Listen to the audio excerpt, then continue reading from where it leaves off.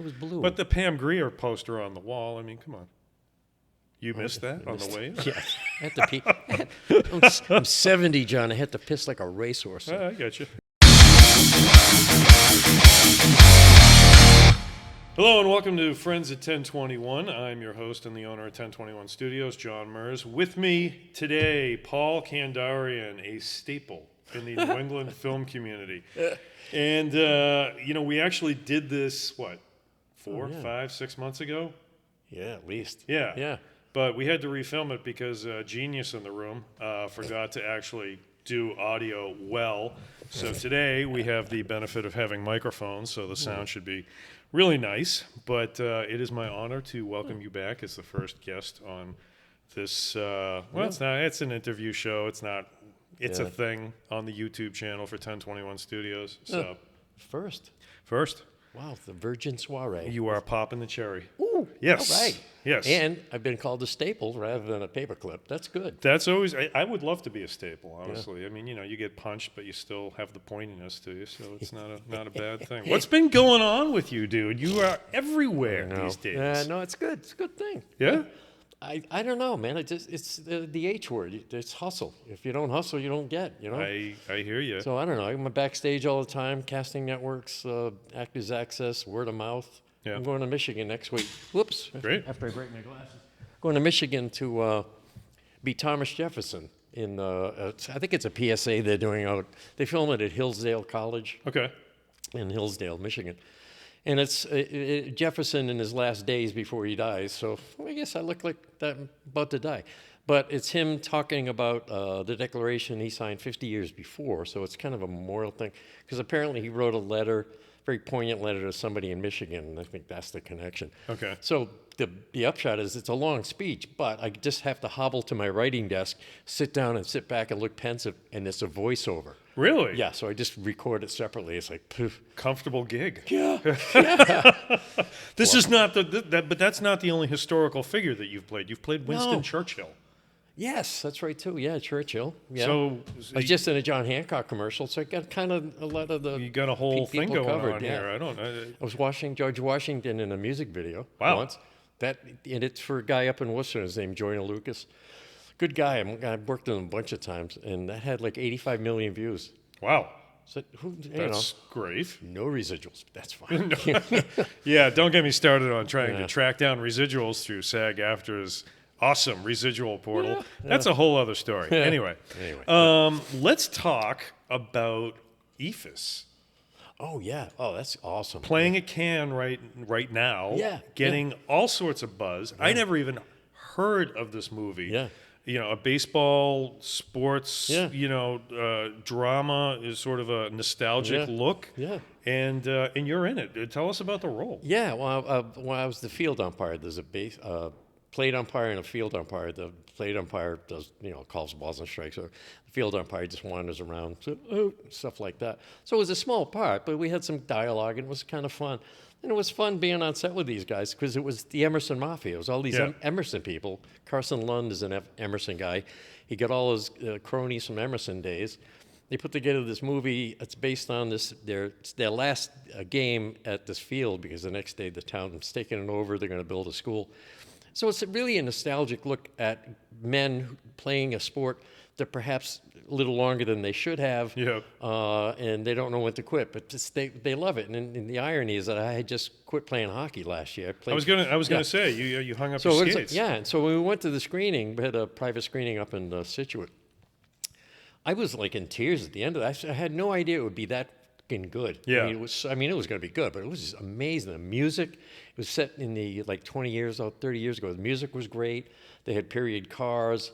They had a guy who always shows up at the games and he writes the notes down. He was an integral part of it. It was just so beautifully filmed and wonderfully scored, and the story was amazing. The performances were solid at this beautiful old field, VFW field in Douglas, Mass. Okay. And they even put up old signs like the old, in the outfield. Yeah. It was incredible. I had no idea it would come out that well, but Cannes, it got in the director's fortnight, they call it. Right. Where all kinds of directors have been in it.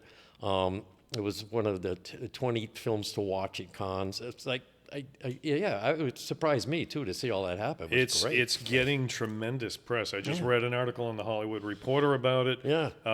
And these guys are young too, which I think is really important.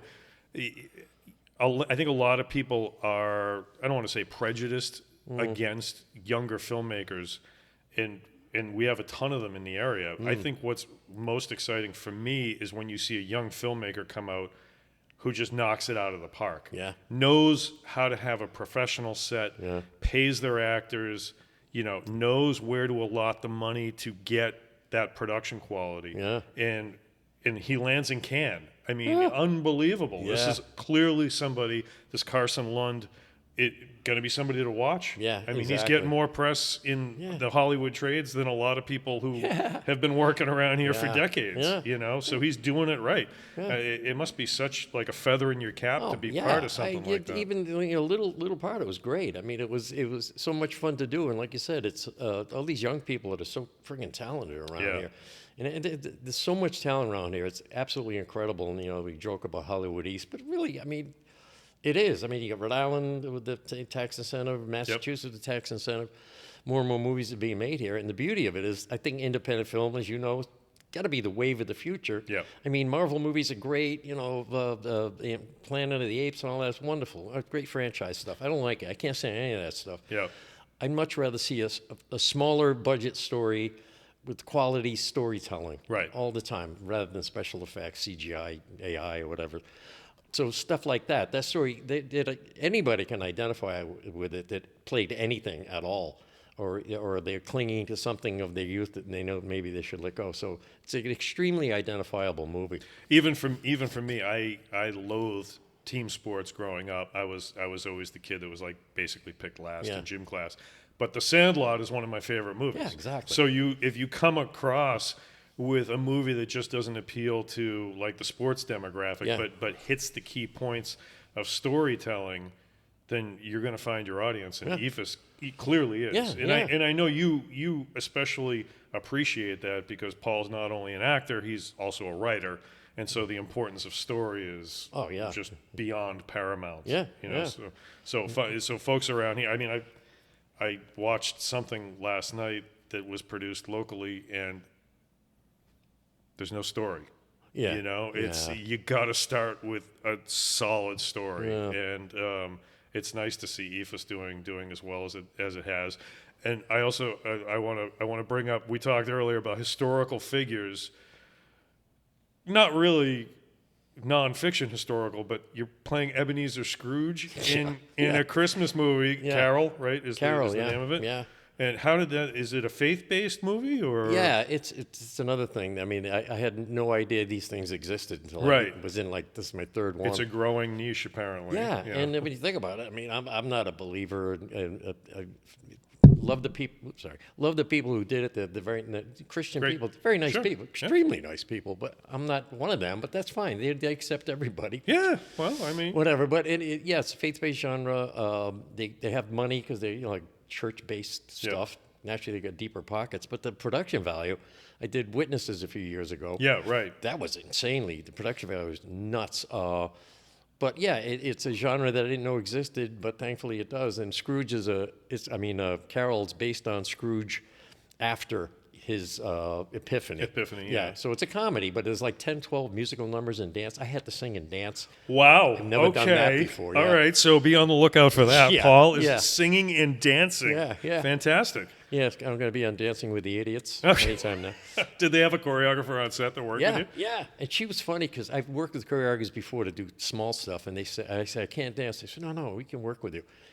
Invariably, after like a half an hour, like, you know what, maybe just stand there and tap the Is there any alcohol on set over here? We need to loosen this guy up. You really suck at this. Yeah, I tried telling you. So anyway, but it's his, Scrooge is taking a young slacker under his wing. Okay. And trying to show him the light, so there's a ghost of Christmas past and future and all that. It's beautifully done. George A. Johnson, I think that's his initials. Great guy, really wonderful human being. He wrote it. Very professional. I mean, everything was spot on the way it should be. It's really well run. There are tons of extras because they shut down the streets of Angola, Indiana. Wow. there was nothing going on there. They could have shut it in the middle of the I, day. I, I was going to ask. Yeah. You know, it's named after an African country that saw a lot of civil war in the 80s. But hey, what? That's fine. In a prison, I guess it's a prison. Yeah. But you know, they really did. I was watching them dance in the streets one night doing this. It was amazing, and it was winter. So in one scene, I had this long monologue, walking up and down an alley, you know, talking to the camera, breaking the fourth wall. Right. And it was fine for the first few takes, but I was so freaking cold. I was like, get the shakes after a while. Yeah. So I had to run back inside, get warm, come back and forth. But it's a great story. It's a story of, you know, your hope and just don't be a dick, basically. And that's what he teaches this kid. Listen, so many world problems could be solved by that just simple maxim: don't be a dick. Yeah. You know, I mean, really. It's the golden rule boiled down is don't be a dick. Get laid often because then you don't have time to think about this stuff, and don't be a dick. Yeah. That's those are the two keys to my life anyway. But anyway, we should run. Friends of mine think the same way. Says we ran the world. Yep. Yeah. Yep. Time on siesta is key for go out and get laid, and then, come back to work all relaxed. Yeah. It's not going to matter anymore. No. We don't need to go to war over this. We'll just figure it out. Yeah. You know why? It's because men are in charge of too many things. Yep. That's it. 100%. 100%. You need more women in charge of shit. Yeah. But, I don't have a problem with that. Yeah. I know a lot of people do, but regardless. Yeah. So Carol has that been sold? Is that going to be? They're marketing it to open in November this year, so hopefully it'll. And the last film I did with them was called Pursuit of Freedom. I had a small part in that as a Russian, and I got killed early on. But that did really well at the box office. I mean, it had it had a theatrical release. Nice. Limited run, bigger cities. It was in New York. But hopefully this will get wider distribution because of the timing of the holiday. And all right. And it's a good story. So who knows? I mean, it's like Witnesses was the #1 faith-based movie in the country for a time. And it was actually #4 in the box office behind Cruella and a few other things a few years ago. So, I mean, like I said, independent film is the way to go. Yeah. It really is. Yeah. The distribution models seem to be changing right now. I know Netflix is making a big push into faith-based films now, so it could be an opportunity for the producers of Carol to get in there. Yeah. There's always Hallmark and Lifetime. I mean, they never have enough Christmas movies as far as I'm concerned. Did you audition for the last Christmas movie, the John Stinson movie? Oh, I did, yes. Yeah, I did too. As a matter of fact, no, I didn't get it either. Yeah, I went in a slightly different direction, so you have to take chances on your audition. I mean, I looked at the audition and I went, I know how everybody else is going to play this. Yeah. I'll do something interesting. Did you do the G-string? I did. I thought about the marble bag, but no, it's just not this time around. It wasn't. It's a winter movie. That's a different direction. I was in the pool. Yeah. It was cold. Chill. It's shrinking. Seinfeld It's funny. reference. You always get the thing. Your audition. You get the notice if you're lucky enough that they get back to you. They say we went in different directions. What does that mean? Yeah. I went south. You went north. Somebody wrote me recently said we hired somebody else. I said bingo. Why can't they all say that? Nice and easy. Yeah. Nice and easy. I It's can not identify. you. It's me. We went somewhere else. Yeah, we're in a different direction. Yeah, it's easy. It's a stupid We're all phrase. grown ups. Well, most of us are. Yeah. Yeah. But so what else are you working on lately? Oh God. Working with a guy in Newton who's writing. He wrote a script, a movie script about mafia, boxing, the mob, and politics. Okay. Perfect confluence. Sure. I guess I can say it's Eric Busa in Newton, and he got together with people, and I helped him rewrite it. He had a lot of work to do, so I did a lot of work on that. So Great. I'm doing that too. And then they decided to make it episodic, so they're making a pilot out of it. So I just helped him redo that. Okay. It's really good. It's really Great. powerful. He's got me in it, and John Fiore Oh yeah. from The Sopranos Yep. is in Staple. it. Yeah. Oh yeah. Love that guy. He's a hot ticket. Yep. Oh my God, he's so funny.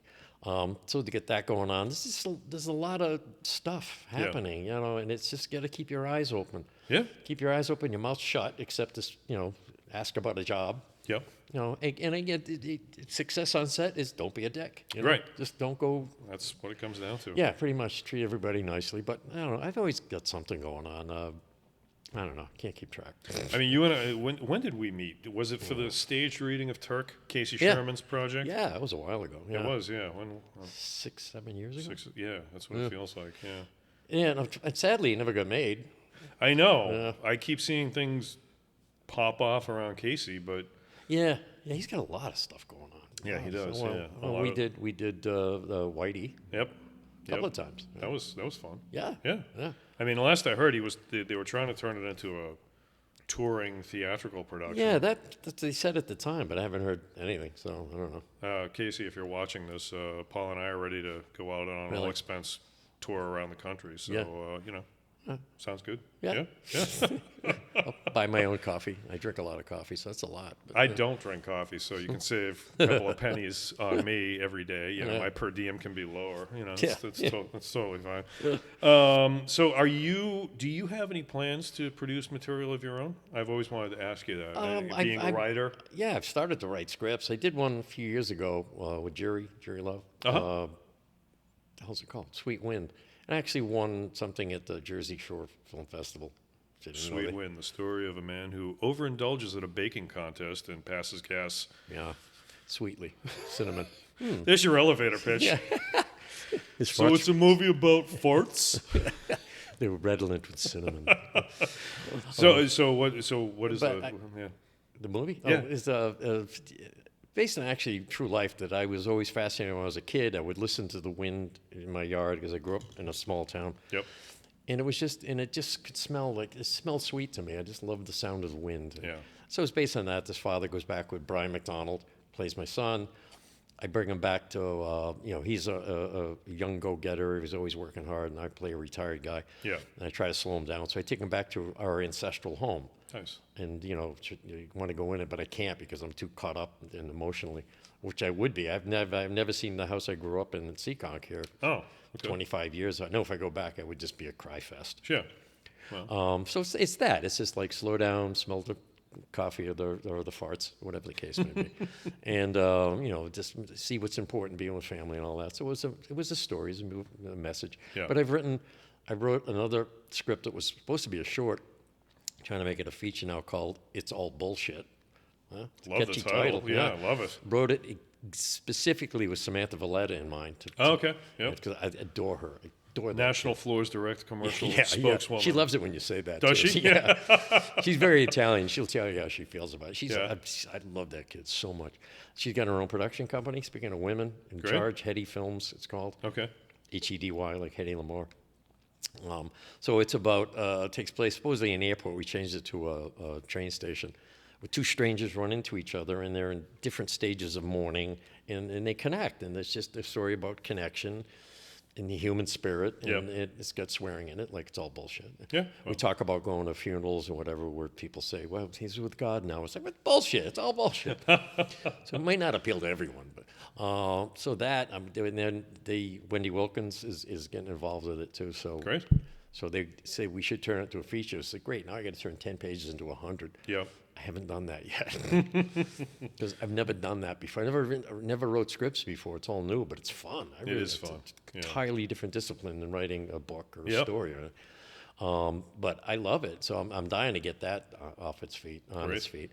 And I got all these other. But I realized too that you can enter screenplay festivals. Didn't know that was a thing. Yep. So I'm going to try doing that just to see if you get into a festival and it does well. People see it, they might want to produce it, might want to make Throw it. some money behind it. Yeah. Not a bad thing. So, it's just it's a constant, the ball is always rolling, right? Good. Yeah. Good. I mean, I had my physical today. My doctor said, I always admire you because you're not retired, you keep doing stuff. I said, I can't. Why would anybody retire? Not take it away from anybody who does, but there's just too much shit to do. If you have something to do that you really want to do it. Yeah. So that's my litany, my gospel to every young person too. I tell people if you want to be an actor, director, whatever, just do it. Don't listen to people say you can't do it. You need a fallback. You don't need a fallback. Do you need a fallback for breathing? You don't have one, so just do it. Yeah. If you don't breathe, you die. If this doesn't work, I always find it amusing that the people that are loudest about that whole you need a safety net thing are the ones that have a safety net. And the ones that say, I don't need the safety net, they're always like, just do it. I mean, it's only by daring greatly can you appreciate what you're going through. Yeah. Well, I probably told you this ad nauseum, but I always had wanted to be an actor, but I never had the courage to try it until I was in my mid-50s. Yeah. And because it was the one thing, the one true thing, as Curly says in City Slickers, the one true thing. It was the one thing I wanted to do more than anything in the world. And so I figure if I fuck that up, then what good am I? So Sure. there was always, you always live in fear of failure, and letting yourself down. And so that's the only thing I really wanted to do. And then when I finally did it, I said, idiot, why did I wait so long? Because I hit the ground, not running, but I mean, it's definitely accelerated over the last few years. So, I wish I'd done it sooner. That's why I tell young people, don't doubt yourself. Yeah. Other people, plenty of people who doubt you. Oh, absolutely. Don't let it get in you, Yeah, under yeah. your skin. Don't doubt yourself. If you got something to do, you can do it. Yep. So, I wish I'd started earlier as well. I mean, I got into this thing in 2014, and in 2017, when my agent sent me the thing for Cars That Made America, I looked at it and initially thought I was going to be a spokesman at a car show talking about the latest model, and they were like, "No, it's a mini series, you idiot!" And I remember just being on set for the first time and thinking, "Wow, this is cool. pretty great," and. Yeah, it's addictive as far as I'm concerned. And you still, when you're on set, you're still like, this is cool. It's like being a kid at a ball game or something. You really, wow, this is really fun. I get paid to pretend. Cool. Yeah. When you're a kid, all you do that for free. I mean, And that was the first thing we were in together. That's right. It was I got You yelled were in at, the boardroom I got with yelled me. at by Henry Ford. That was good Speaking times. of dicks, he was a total. Not Shit, the we've actor known was each other great. longer than the Casey Sherman thing. Yeah. Well, we weren't in the same scene. No, Were we? that's true. That's true. I No, I thought you don't were in the think we were. boardroom scene with me. No, didn't I was in the boardroom. Were you in that boardroom? I might have been. It's been a while. Yeah. Yeah. It Well. was in Newport, right? Yes. Yeah. What's the name of that car museum that's down there? It's fantastic. Oh, yeah. Newport Car Museum, Auto Museum. I No, think. it's the Charles. Oh, yeah. I think there's actually 2 car museums. Are which there is really? weird. Yeah, probably. Yeah. I mean, it's Newport after all. Yeah. Anything else we missed going over this? Well, I got while I'm self Shameless plugs, Shameless please. plug is you'll appreciate this as a writer. I won the Press Association Award for Steve Feinberg's story. That's right. Best profile, personality. Congratulations. Profile. Yeah, he's a fun guy, funny guy. I keep trying to get to meet him. Yeah. And our paths have not crossed yet. So. Yeah. Well, he brings in the Disney stuff and all the big because that's what they do. Yep. Bring in big films. But he's a small town guy, small state guy. Him and Tommy DiNucci, right? Yep. They're best friends. They both live in Garden City. Feinberg grew up in Garden City, and he literally lives like a stone's throw from where he grew up. Oh, wow. So it's a Rhode Island thing. Yeah. You just 15 don't minutes go from anywhere. everywhere. Yeah. But he's a great guy, really. And it was, as you know, as a writer, you get so much material about somebody or a fictional character. Whatever. Sure. You got to know what to leave out. Yeah. You got to put the interesting stuff in. And it's all interesting, but there's different levels of what fits the story. And so I had to do that with him. There was just so much stuff, so many stories about the guy. Yeah, I'm sure he's going to be Yeah, fascinating individual. He was in L.A., lived there for 22 years. He had, he went to somebody, Daryl Zanuck's grandson's house or something like that. I mean, he's got a million stories. Yeah. And he's not a name dropper. He just knows a lot of people. It's just what happens. Yeah, and that's why he got it was the first state or one of the first states to get the tax incentive was here in Rhode Island. Yep. Because of him. The sheer force great. of Steve. Yeah. I know Connecticut's trying to do that now, too. Yeah. Well, that's what I like, too. There's so many areas we can work in. Connecticut, Rhode Island, Yep. New England's got a lot of stuff going on. It's amazing. Talk also about the New Bedford Film Festival. Oh, man, that was fun. Yeah. I enjoyed that. You hosted that. Yeah. So first hosting gig Yeah. officially, something that big? Yeah, That's wild. I did so many things out of the box this year. I did singing That's and fantastic, dancing though. and hosting. It was so much fun because it was basically stand-up. I mean, they gave me a script, stuff you had to say. Right. But then I just deviated like a madman. Sure, of course. I'm a wise ass. You put a microphone in front of me, what's going to happen? Well, it was just case As in you point. see. Yeah. But it was fun. It was 4 days. It was films from all over the world. And if you go to film festivals, there's so many of them. It could be your Uncle Billy's Basement Film Festival Right. sort of thing. So you go to some of them, you walk out of there like, well, what I just wasted a couple hours of my life. Never getting that time back. No. But this one's like, everything I saw was like, wow. That's so great. good, yeah. Because Ethan Diaghier was the guy who founded it and Yep. ran it. With Seth Chitwood was the marketing guy. He did all the website stuff. But he's a sharp kid, really bright kid. Right. And he's very proud of New Bedford. And New Bedford does have a lot going on. Yeah. I mean, it's the #1 fishing port in the country. So, I mean, it's got that hard scrabbled blue collar persona, and it is. But there's still a lot of stuff that's very arts oriented. There's a lot of artistic There stuff. seems to be a lot of stuff going on down there. So he just drew in so many filmmakers, and they came from all over the world. There was a guy from Germany there. Oh, wow. Just came from Germany, and he was the nicest guy. He was just like happy to be there. It was nice, but people are happy to be there and showcase what they do. What they've done, yeah, sure. And also, because from Ethan's standpoint, show off New Bedford in our area. Yeah. So many, I made a bunch of stuff down in our area, down in Mattapoisett, Marion, Fairhaven. Shot different, short films all over the place. Yep. It's just a beautiful area. Oh, God, yeah, Yeah. it's beautiful, yeah. Like Rhode Island, there's so much stuff here. So much stuff here. Yeah, that's why I was born in Seekonk. I was born in Providence, raised in Seekonk, and Rhode Island by far is my favorite state. Just love Rhode Island. Yeah, it's great. Yeah. It's got a lot of interesting nooks and crannies. Yeah, And, yeah. So I could just bullshit all day long. Unfortunately, we don't have all day long. I've got a self-tape client coming in. Oh yeah. And Paul's going to do. We're going to do a self-tape for you. Yes. Yeah. Very cool. Yeah. We do that also here at the studio. It's not just all sit around and gab fest. And the thing too, I follow you guys. What you do here. You got a lot of stuff going on. A lot of classes. A lot of music videos shot here. Yeah. The music video that just dropped. I mean, I grew up on MTV, and it literally looks like something that I would have seen on MTV. Yeah. It was, and the guy that shot it for the band does a lot of work for the Bruins, and it's easy to see Really? why. Wow, It's really again, local talented filmmakers. Yeah. Unbelievable. And that's what you get to kind of take care of each other. You get Carlin doing the lighting thing. Yep. Jay Street teaches here, right? Yep, Jay's phenomenal. Yeah. We're having class here tonight. Carlin's seminar on June 15th is lighting, right? super important. Yeah. I mean, lighting, Yeah. self-tape. I mean, Yeah. can you imagine just half your face is in shadow Yeah. or you're framed improperly? So, Yeah. but this was great, man. Thank you so much for coming by. I appreciate it. Appreciate being here. Yeah, and we'll have you back again soon. All right. Thanks for the bottle of water. That was good. Well, we pay people. He takes care of his people. Takes care. We have a private restroom over there too, which is pretty nice. Is that where it came from?